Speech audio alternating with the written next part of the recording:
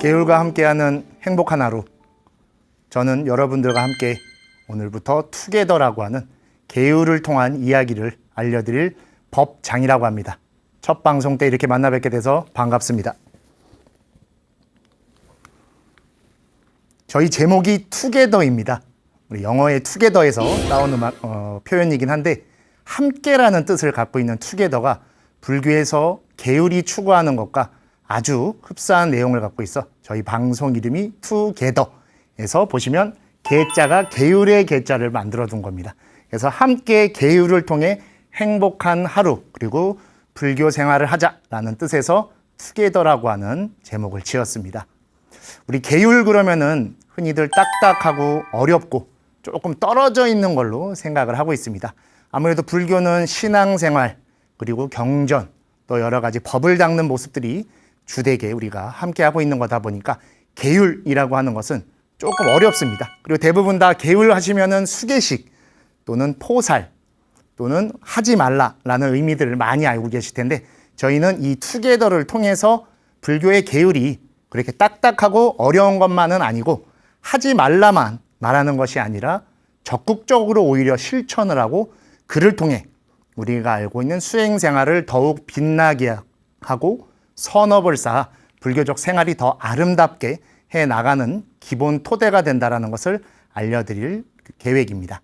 그래서 투게더라고 하는 계율의 가장 중요한 것이 무엇인가에 대해서 오늘 첫 방송에서 바로 이 계율이 무엇인가에 대해서 이야기 나누는 시간을 가지려고 합니다. 그래서 첫 회의 제목이 바로 What is 계율? 계율이 무엇인가에 대해서 조금 가볍고 재밌게 이야기해 보려고 합니다. 그렇다고 계율을 너무 가볍게 대하면 절대로 안 됩니다. 왜냐하면 계율을 통해서 우리 스님들 같은 경우에는 출가적 삶을 그리고 출가를 이룰 수 있는 것이고 우리 제가자분들은 계율을 통해 보살님, 거사님이라고 불릴 수 있고 또 불교의 신앙생활을 해나갈 수 있는 것이기 때문에 이 계율을 너무 어렵지만은 않게 조금씩 풀어가는 시간을 가지려고 합니다. 불교의 계율은 불교 곳곳에 원래 굉장히 깊게 자리 잡혀 있습니다. 근데 우리가 조금 떨어져 있고 항상 법이라고 하는 것, 수행이라고 하는 것에만 너무 집중해서 보다 보니까 계율을 조금 먼 것으로 보고 있던 것이 사실입니다. 우리 불교라고 하면 무엇이 불교일 수 있을까요? 저는 외국에서 이제 오래 시간 공부를 했는데 그때 질문을 받았던 게 한국의 불교는 무엇입니까? 라고 했었을 때 당연히 한국은 선불교 또 그리고 절이라고 부를 정도로 절을 수행을 하고 깨달음을 추구하고 그리고 보살, 자비 다양하게 말할 수 있지만 이것은 어디까지나 대승불교 또는 한국불교 또 선수행을 하는 불교에서 표현할 수 있는 겁니다. 그렇다면 과연 불교라고 하는 것을 딱 하나로 정의할 수 있는 것은 무엇입니까? 라는 질문에 저도 엄청난 고민을 많이 했었는데 저를 그때 지도해 주신 교수님께서 말씀해 주셨던 것이 불교의 가장 핵심이 되는 것은 바로 삼보가 되는 것입니다. 불, 법, 승 이 자체가 바로 불교인 것이고 불법승 삼보가 있을 때 바로 이 땅에 지금 불교가 존재한다는 것을 말하는 것입니다. 너무나 다들 잘 알고 계시는 것이죠. 불은 말할 것도 없이 우리 역사상 실존하셨던 서가모니 부처님이십니다. 여러 비로자나 부처님, 아미타 부처님, 다양한 부처님들이 계시지만 삼보의 불을 우리가 서가모니 부처님이라고 딱 집어서 말씀드리는 이유는 바로 두 번째 있는 법의 내용 때문입니다. 법은 바로 서가모니 부처님께서 우리 중생들을 깨달음으로 이끌고 바른 삶으로 나아가게 해주신 가르침, 45년간 전법을 통해 말씀하셨던 가르침을 바로 이 법에 담은 것이죠. 그리고 이 법을 우리가 옮겨놓은 것이 바로 팔만대장경과 같은 경전 속에 담겨져 있는 겁니다. 이처럼 이러한 부처님과 부처님의 가르침에 의지해서 생활하고 수행하는 분들을 승이라고 부르는 것입니다. 승은 우리가 삼귀를 할 때도 나오죠. 거룩한 스님들께 귀의합니다 라고 해서 승을 스님들로만 보는 경향이 좀 많은데 승은 사실 승가의 표현입니다. 승가는 상가라고 하는 수행 공동체를 한역으로 음사해서 바로 승이라고 표현한 것이죠. 승은 당연히 승가는 출가자 스님들 4인 이상이 승가를 구성해서 수행을 하는 수행 공동체입니다. 하지만 그 승가를 유지하고 운영할 때는 출가자뿐만 아니라 재가자분들의 보시와 함께하는 그런 헌신이 있을 때 승가가 운영될 수 있는 것이죠.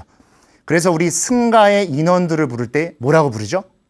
바로 사부대중 여러분이라고 부르는 것입니다. 사부대중 다들 너무나 잘 알고 계시죠? 비구, 비구니의 출가자 이승과 우바세, 우바이, 제가 이중을 합쳐서 바로 비구, 비구니, 우바세, 우바이 사부대중이다 라고 부를 정도로 이 승에는 함께 한다라는 수행 공동의 의미가 담겨져 있습니다.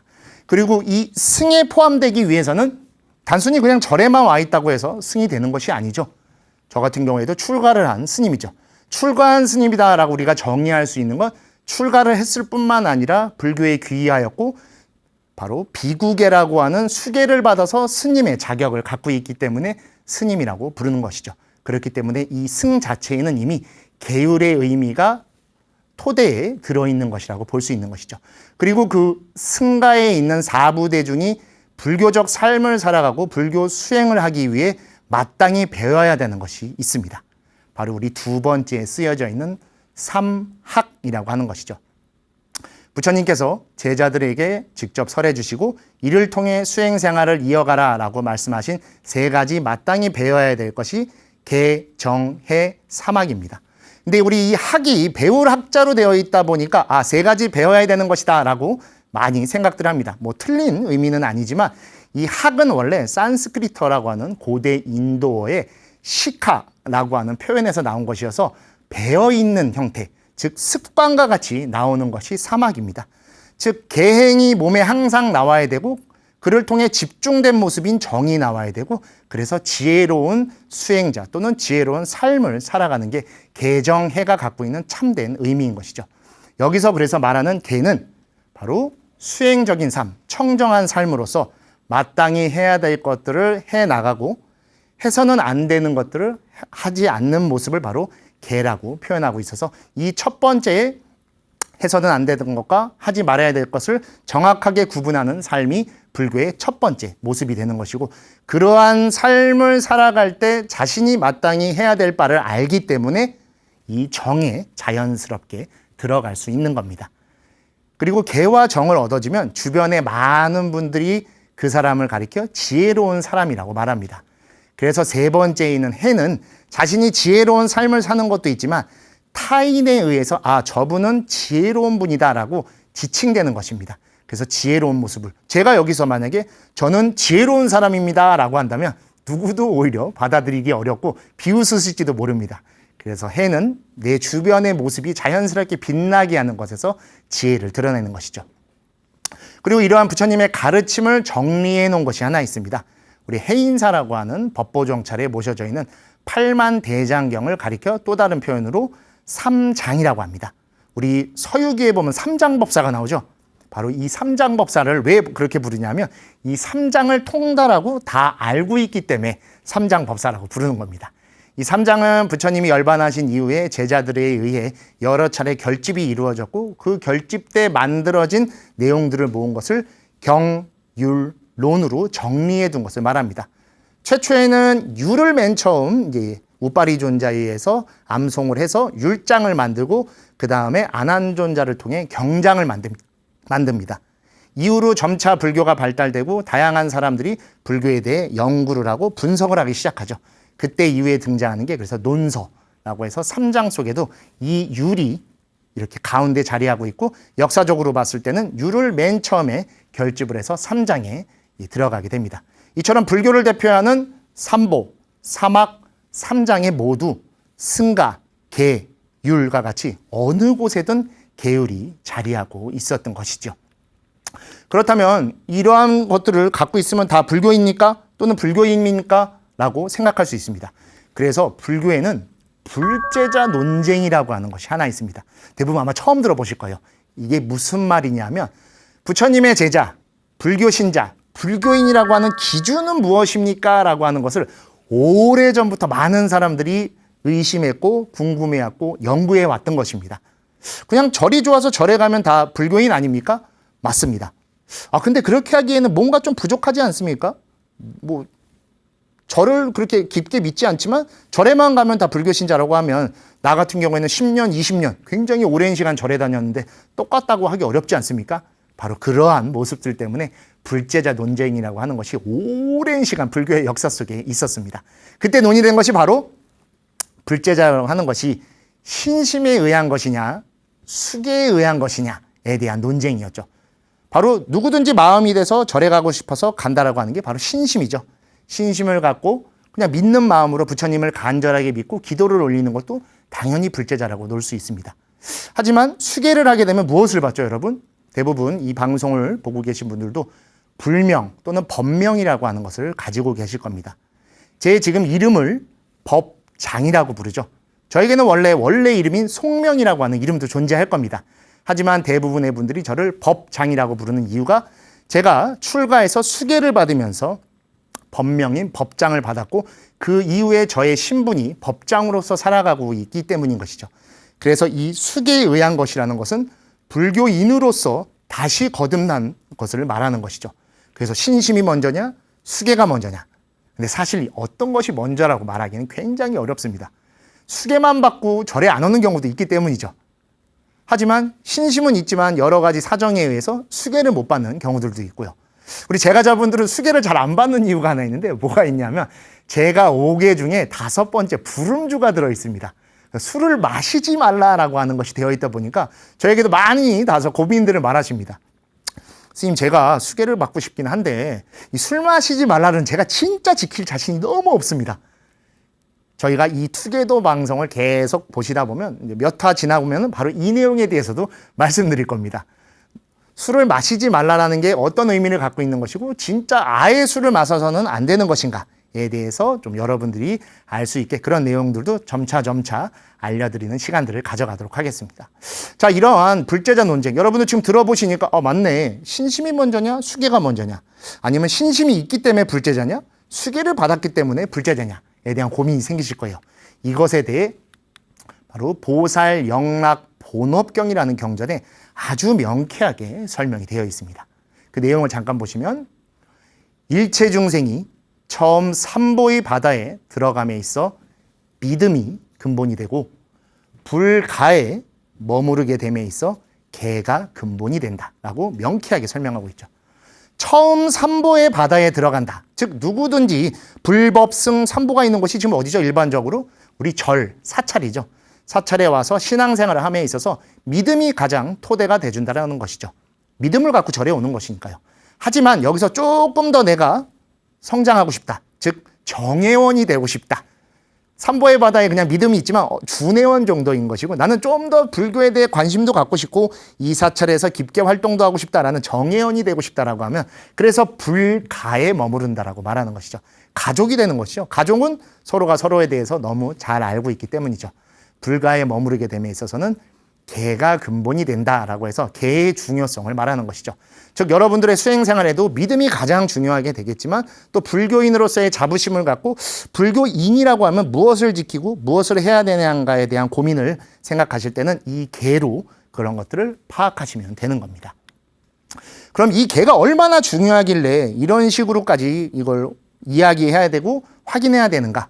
이에 대해 천태지라고 하는 중국의 아주 큰 고승께서는 보살계 의소라는 곳에서 다음과 같이 말씀하십니다.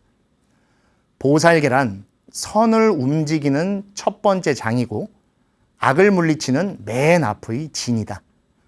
고든 길로 귀의해야 생의 근원을 다할 수 있다라고 해서 계율이라고 하는 것은 즉 선업을 쌓게 해준다라는 겁니다. 즉 선을 움직인다. 내가 무언가를 좋은 것을 하게 해주는 즉 해야 될 바를 하고 하지 말아야 될 바를 안 하는 것이죠. 그래서 선을 움직이게 하고 악을 물리친다. 하지 말아야 될 것을 안 하면 자연스럽게 나쁜 것들이 사라지기 때문인 것이죠. 그러한 생활을 하는 보살도에 귀의하면 생의 근원을 다할 수 있게 된다. 즉 무명번뇌라고 하는 것을 우리가 없애고 열반과 해탈을 얻게 되는 근본이 돼주는 것이다 라고 해서 이 보살계, 계율에 대한 중요성을 말씀하십니다. 그리고 또 한 분 우리 당나라의 현수법장, 저랑 이름이 똑같으시죠? 근데 이 법장 스님은 저랑 한문이 좀 다르십니다. 본인의 법망경 보살계 본소에서 보시면 개는 일체제불의 본원이고 보살도의 근본이다. 만약 이 계법이 없다면 한 명의 보살도 불도를 이룰 수 없다라고 해서 우리 앞에 나왔던 불제는 언젠가 비슷한 말씀을 하십니다. 개는 모든 부처님들이 부처가 될 수 있었던 본원, 즉 근본 서원인 것이고 보살도의 근본이 되는 겁니다. 왜? 계율을 받았기 때문에 불교적 삶을 살 수 있기 때문인 것이죠. 그래서 그 계법이 없다라고 하면은 한 명도 보살이 불도를 이룰 수 없다. 왜? 마음대로 수행할 수 있고 내가 생각하는 게 수행이라고 할 수 있기 때문인 것이죠. 불교라고 하는 것은 불교에서 정해놓은 수행 가치관이라는 것이 있습니다. 해탈 열반을 추구하는 것이고요. 그런 것에 우리 가이드를 잡아주고 방향을 알려주는 게 바로 계법이기 때문인 것이죠. 하지만 이렇게 중요한 계이지만 이 계를 너무 절대시해서는 안 됩니다. 왜냐하면 해야 할 것과 하지 말아야 될 것을 구분하는 것이긴 명확하긴 하지만 그 하지 말아야 될 것에 너무 얽매이다 보면 반드시 해야 될 수밖에 없는 상황에 부딪혀서 스스로가 고민할 수밖에 없게 되는 것이죠. 이러한 부분에 대해서 우리 신라의 원효 스님께서 굉장히 멋있는 설명을 해주십니다. 보살계본 지범욕이라는 곳에서 다음과 같이 설명하십니다. 보살의 계율은 흐름을 되돌려 근원으로 돌아가는 큰 나루터이며 그릇됨을 버리고 반음으로 나아가는 기묘한 문, 즉 중요한 문이다라고 말씀하십니다. 계율은 모든 흐름을 되돌린다. 즉 우리가 생사를 다 초탈하고 해탈 열반으로 나아가기 위한 근본이 되는 것은 명확하지만 이것은 큰 나루터와 같다라는 것입니다. 여러분 우리 나루터에서 뭐 하시죠? 바로 배를 탑니다. 그 배를 타면 바로 피안으로 건너가거나 바다를 건너가게 되는 것이죠. 그럼 그 건너간 자리에서는 어떻게 합니까? 바로 배에서 내려야 됩니다. 휴가철 아마 공항이나 여러 곳에서 비행기도 타실 겁니다. 비행기를 타기 위해서는 공항에 가죠. 그래서 다른 공항에 내립니다. 아, 그 나라에 도착했으니까 이제 왔다가 아니라 비행기에서 내려야 되죠. 그거와 똑같은 말씀이십니다. 즉 계율은 우리를 깨달음으로써 인도해주는 방편이지 너무나 절대적인 것으로 봐서는 안 된다는 것이죠. 하지만 반면에 다시 그런 잘못된 것들을 버리고 발음으로 나아가게 하는 중요한 문인 것은 확실하지만 그것이 방편으로서 작용하는 것이다 라고 설명해 주신 겁니다. 그리고 또 하나 원효 스님은 더 멋있는 표현으로 말씀해 주십니다. 본인의 법망경 보살계본 사기라는 곳에서 계율의 체를 논하면 즉 계율의 형태입니다. 우리 계를 받습니다라고 하지만 뭘 받았는지 모르죠. 계첩이라고 해서 요만한 종이에 무슨 계가 써 있는 것들을 받긴 하셨을 겁니다. 하지만 그게 계는 아닌 것이죠. 파괴라고도 하죠. 계를 파괴했다라고 하는 뜻인데 없는 걸 어떻게 부셨다라고 할 수 있을까요? 바로 그러할 때 표현할 수 있는 체, 몸통에 대해서 말씀하시는 겁니다. 즉 계율의 체를 논하면 인연에 따라 생긴 것이다. 그러나 그 인연을 찾아봐도 계율의 자성은 얻을 수 없다. 그렇기 때문에 있는 것이 아니다.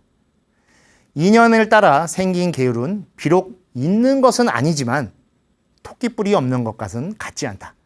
그러므로 없는 것도 아니라고 한 것이다. 표현이 굉장히 어렵죠. 계율이라고 하는 것이 처음 생겨난 것, 맨 처음에 있는 게 우리 살도운망이죠. 살인인 거죠. 누군가를 죽였기 때문에 살생하지 말라라고 하는 표현이 생긴 겁니다. 즉 누구도 죽이지 않는 세상이 온다라고 하면은 그 살생계는 자연스럽게 없어지게 되는 것이죠. 이처럼 인연에 따라 생긴 것이기 때문에 그 처음에 생긴 인연이 사라지면 없어지는 계율이어서 그 자성이 없기 때문에 있는 것도 아닌 것이죠. 하지만 그렇다고 하면 사람들이 오해합니다. 없는 거면은 안 지켜도 되는 거 아닌가? 절대 그렇지 않습니다. 왜? 그 인연이 있기 때문인 것이죠. 그래서 토끼는 뿔이 없죠. 절에서 또는 불교에서 종종 사용하는 표현입니다.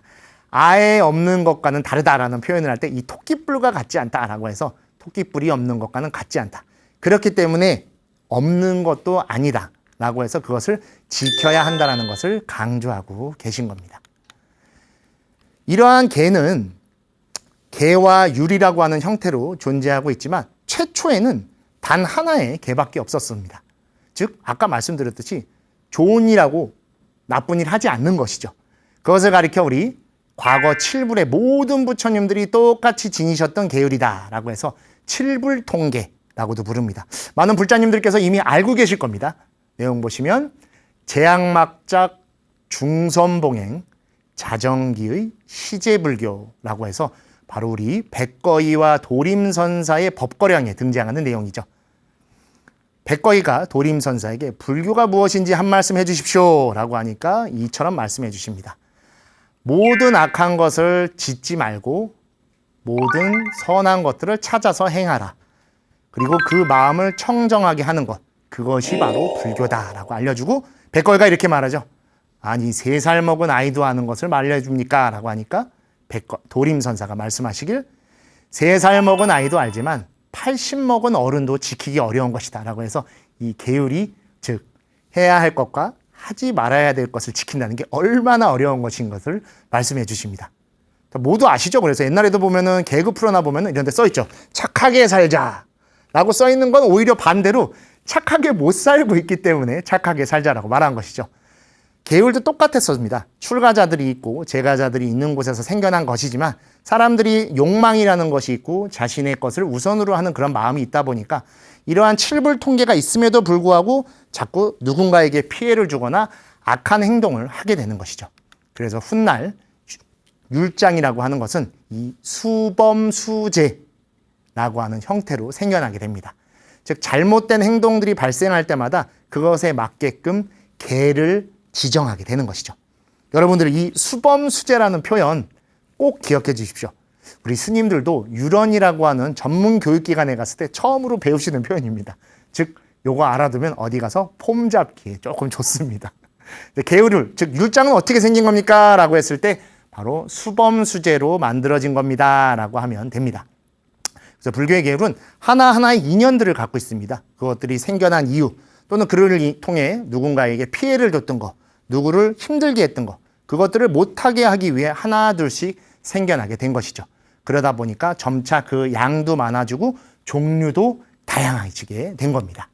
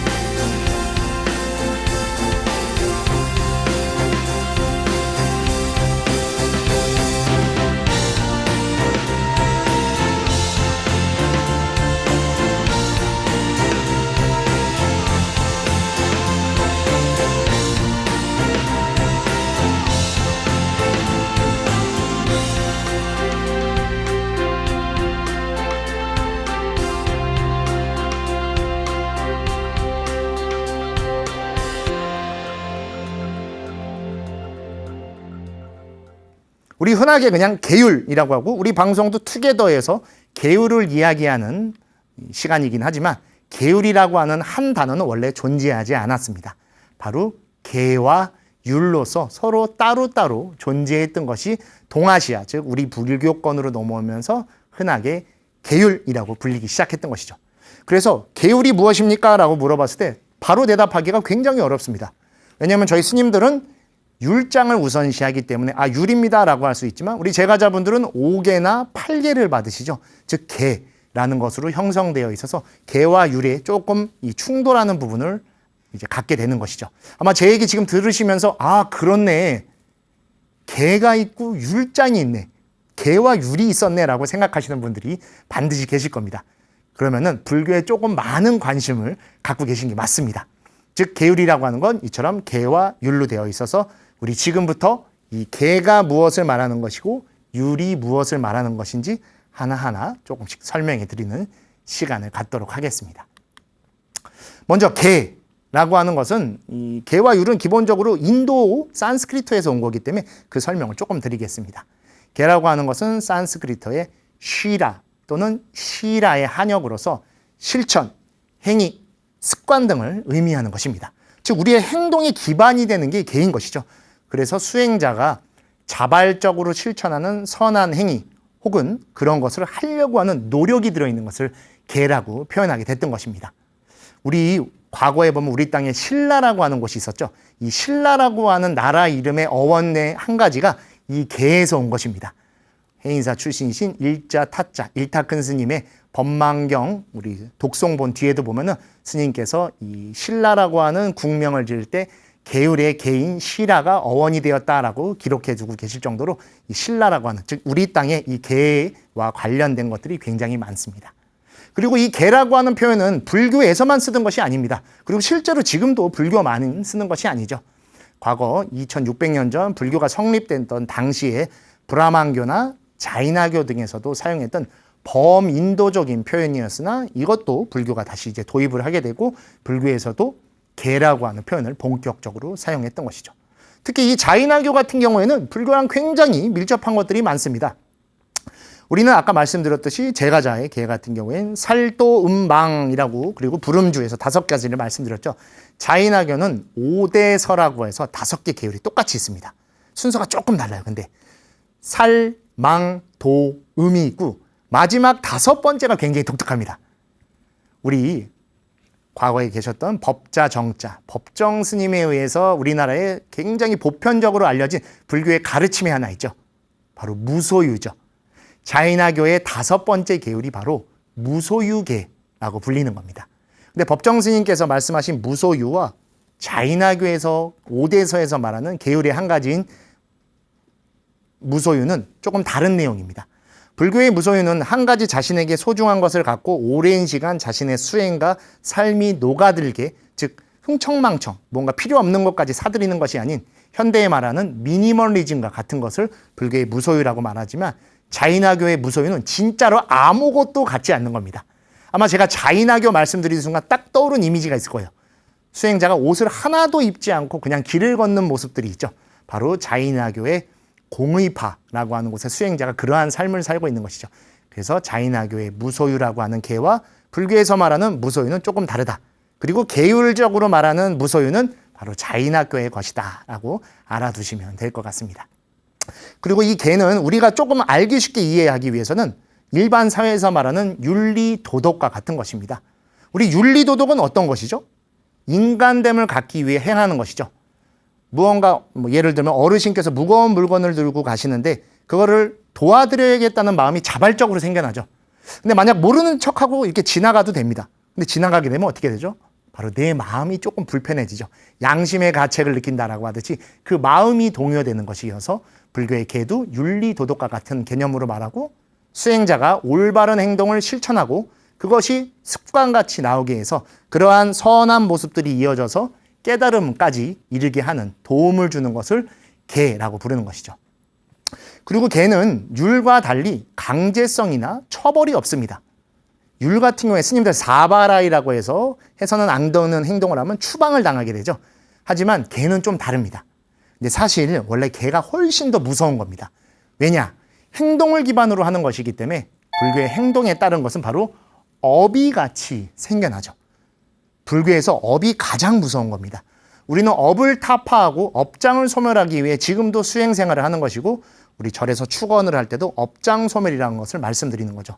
업은 끄달려가게 하는 것입니다. 그래서 그 업을 우리가 수행을 통해 법으로 바꿔서 끄달려가는 삶이 아닌 끌고 가는 삶으로 바꿔나가는 것이 우리 불교 수행의 가장 중요한 것이기 때문이죠. 그렇기 때문에 계를 지키지 않는다는 것은 업을 쌓는 것이어서 훨씬 더 무서운 것이죠.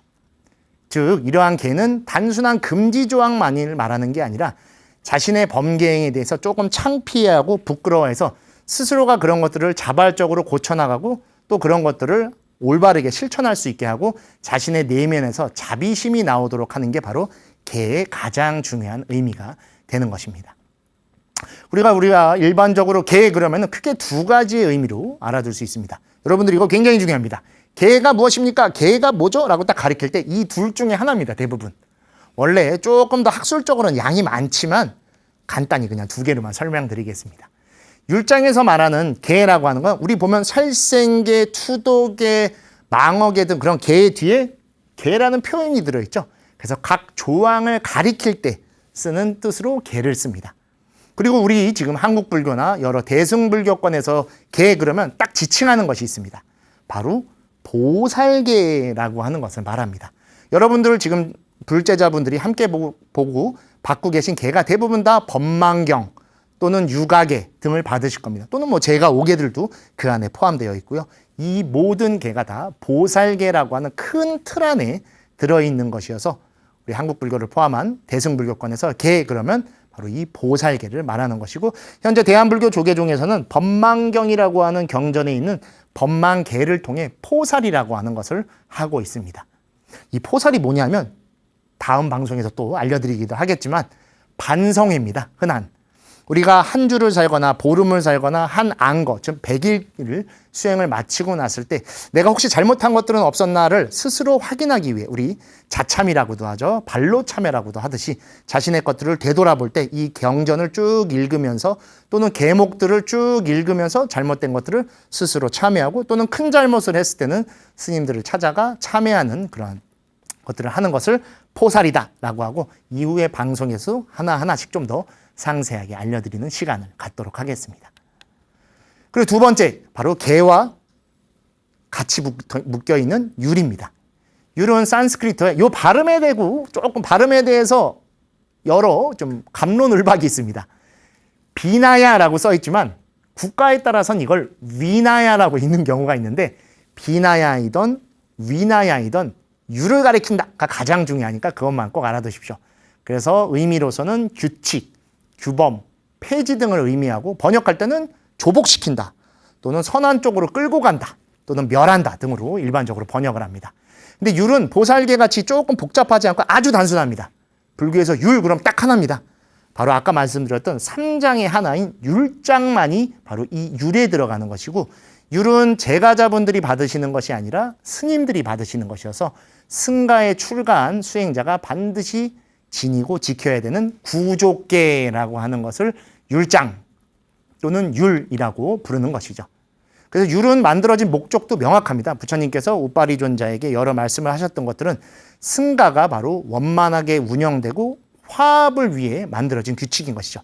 바로 이 화합이 율의 가장 중요한 부분이고, 또 더 나아가 계율 전체가 바로 갖고 있는 가장 중요한 의미가 화합입니다. 그래서 우리 방송 이름도 바로 투게더입니다. 제가 인트로에 인사 때도 말씀드렸듯이 계율과 함께하는 행복한 하루라고 하는 것도 바로 이 함께함이 있는 화합이 이루어질 때 불교적 삶이 성취될 수 있는 것이죠.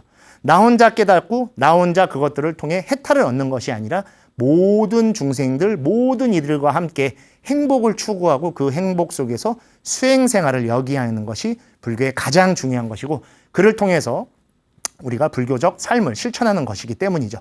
그래서 그때 계율이 존재해야 됩니다. 함께 있지만 내 것만 이기적으로 하고 내가 무조건 맞아라는 것이 아니라 할 바와 하지 말 바를 구별해서 산다고 하면 타인에게 피해를 주지 않을 것이며, 타인에 의해서 우리 역시도 스트레스나 화를 내지 않을 수 있기 때문인 것이죠. 하지만 율은 요거랑 조금 달라서 만약에 어기게 되면 처벌이 동반됩니다. 그래서 우리 스님들 같은 경우에 무슨 죄를 짓거나 해서는 안 되는 행동들을 했을 때 종종 이제 좀 처벌이 따르는 이유도 바로 이 율에 의한 것이죠. 그래서 율은 아까 개와 달리 우리 일반 사회에서 말하는 법 또는 헌법과도 같은 개념입니다. 조금 정리하면 개는 일반 사회에 있는 윤리 도덕과 같은 것이고, 율은 헌법과도 같은 개념이다 라고 알아두시면 됩니다. 이런 걸 만든 이유도 거듭 설명드리지만, 부처님께서 일정한 승가의 질서를 확립하고 유지해서 출가자들이 그 승가 안에서 수행에만 전념하고 불교라고 하는 수행단체가 보다 나은 곳으로 나아가기 위해 제정한 규칙인 것이죠. 근데 이 율에는 율장이라고 했기 때문에 약간의 그 구조가 있습니다. 이게 조금 어렵습니다. 이건 그냥 여러분들께 알려드리기 위해서 잠깐 적어둔 것이기 때문에 너무 깊게는 하지 마십시오. 왜냐, 이거는 우리 스님들이 전문적으로 다루는 내용이고, 우리 방송이 투게더이고 오늘이 첫 방송이다 보니까 이런 것들을 좀 소개해드리는 게 맞겠다라고 해서 잠시 소개를 위해서 말씀드립니다. 율장이라고 하는 형태를 정확하게 갖추기 위해선 앞에 있는 세 가지의 구성 요소가 있어야 됩니다. 첫 번째는 바로 경분별이라고 해서 바라제목차, 종종 우리 경전 등에 보면은 바라제목차이다라고 나오는 구절이 나오는데, 그게 무엇이냐면 계율의 조목들을 적어놓은 것을 바로 경분별, 또 다른 말로 바라제목차. 요건 아까 보셨듯이 산스크리트의 음사인 빠띠모카라고 하는 것을 바라제목차라고 번역해 둔 겁니다. 두 번째가 중요한데 건도라고 합니다. 아까 잠깐 설명드렸던 포살이라고 하는 게 여기 등장하죠. 또는 안거, 우리 안거 아시죠? 이번에 이제 곧 하안거가 다 끝났는데 안거라고 하는 것은 스님들께서 우안거를 통해서 이 100일이 가까운 시간 동안 한 곳에 정처로 머물면서 수행을 하는 것을 안거라고 표현합니다. 그때 지켜야 될 것들이 들어있는 것이고 자자라고 하는 것이 자신의 잘못을 스스로 발로 참회, 즉 고백을 해서 참회할 수 있는 과정을 갖는 것이죠. 이러한 것들의 방법이 담겨져 있는 것이 건도라고 해서 흔히 건도부라고 합니다. 이 두 개, 경분별과 건도의 양이 굉장히 많습니다. 다 외우는 게 굉장히 어렵죠. 이거를 다 알고 있으면 그래서 율사라고 부르는 겁니다. 그만큼 어렵습니다. 그래서 이거를 조금 더 알기 쉽게 하기 위해 마지막에 부수라고 해서 이 약간 시구같이 조금 줄여놔서 요약할 수 있게 편하게 만들어 놓은 겁니다. 그래서 흔히 그냥 율장이기도 하지만 이 세 가지의 조건을 다 갖추고 있으면 갖춰진 율이다라는 의미에서 광율이라고 흔히 부릅니다. 요거는 그냥 알아만 두시면 됩니다. 근데 요거는 지혜는 아니지만 지식이죠. 이런 거 기초 상식으로 알고 계시면 아주 좋은 점이 있습니다. 뭐가 있죠? 도반분들이나 처음 절에 오시는 분들께 불교를 설명할 때 굉장히 좋습니다. 이렇게 지식적으로 설명해 드리는 거는 기록을 하거나 잘 기억했다 꼭 써먹으십시오. 이건 잘난 척이 아닙니다. 지식적인 것은 누군가에게 알려주거나 아는 척을 조금 하셔야 다음에 반드시 여러분들 기억 속에 오래 남습니다. 그래서 이러한 지식적인 것들 좀 재밌게 알려드리거나 어려운 것들을 알려드릴 때 몰라도 됩니다 라고 말씀드리긴 하지만 알아두시면 잘난 척하거나 또 누군가에게 알려줄 때 많은 도움이 될 거니까 그렇게 알아두시면 됩니다. 그리고 이러한 광률도 굉장히 제한적으로 존재합니다. 양도 많고 어렵다 보니까 여러 삼장 경률론 속에 다양하게 존재하지는 않고 일정 틀로만 갖고 있고 그래서 현재 남아있는 것은 6개의 광률이 남아있습니다. 지난 역사 속에는 더 많은 것들이 있었겠지만 지금 실존하는 것은 바로 이렇게 6개 종류가 남아있습니다. 제가 이렇게 나열되어 있는 거는 지금 우리 동아시아에 넘어온 순서, 즉 번역된 순서로만 되어 있고 실제로는 무엇이 먼저 만들어졌는지에 대한 건 아직까지도 정확하게 판단이 되지 않고 수많은 학자들과 우리 스님들이 지금도 밝히고 있고 연구를 하고 있지만 지금 말씀드리는 6개의 순서는 한역으로 번역된 순서이다 라고 알아두시면 됩니다. 첫 번째는 십송률이라고 해갖고 중국에 최초로 이제 전파됐던 것이 이 십송률이었습니다.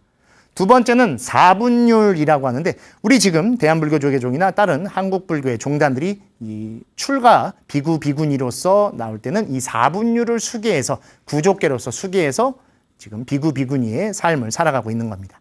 그리고 세 번째는 오분율이라고 하는데 지금은 오분율로 수계하는 이 종단 또는 승가는 존재하지 않듯이 역사 속으로 사라진 율장이 되었습니다. 그리고 네 번째가 마하승기율이라고 하는데 이게 조금 이제 우리 학자분들은 좀 좋아합니다. 왜냐하면 마하승기율에는 여러 가지 좀 연구해야 될 과제 그리고 가장 근래에 이르서 근래라고 하지만 좀 수백 년입니다.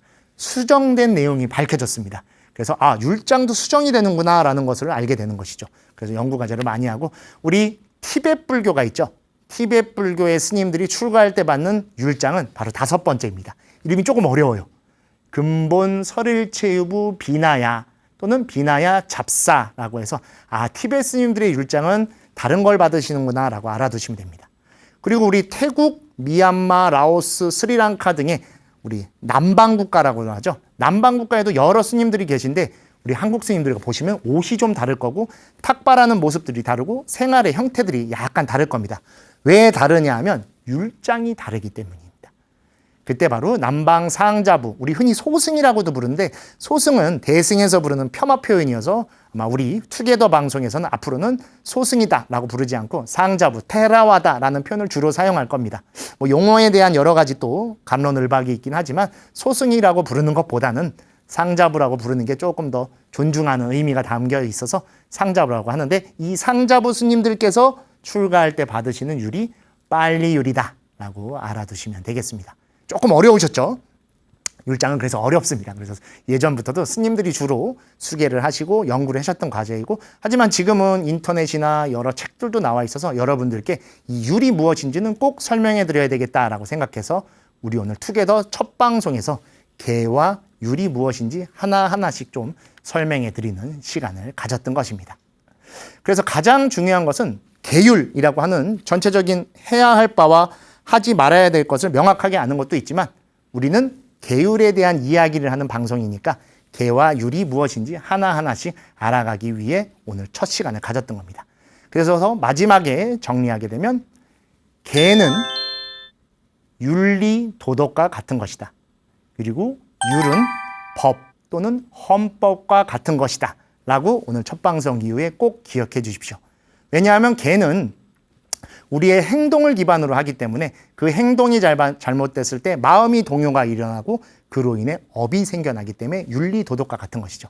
하지만 아까 말씀드렸듯이 처벌이 따르지는 않습니다. 하지만 율은 다르다고 했죠. 율은 승가의 일원, 즉 비구비군이 우리 출가자 스님들이 지니는 것이고 이것을 어기게 되면 승가에 피해를 줄 수밖에 없기 때문에 처벌이 따릅니다. 처벌이 따른다는 모습 속에서 일반 사회에서 말하는 법 또는 헌법과도 같은 것이다 라고 말씀을 드려서 저희 마지막 정리에서 계는 윤리도덕이다, 율은 헌법이다 라고 꼭 기억해 주셨으면 좋겠습니다.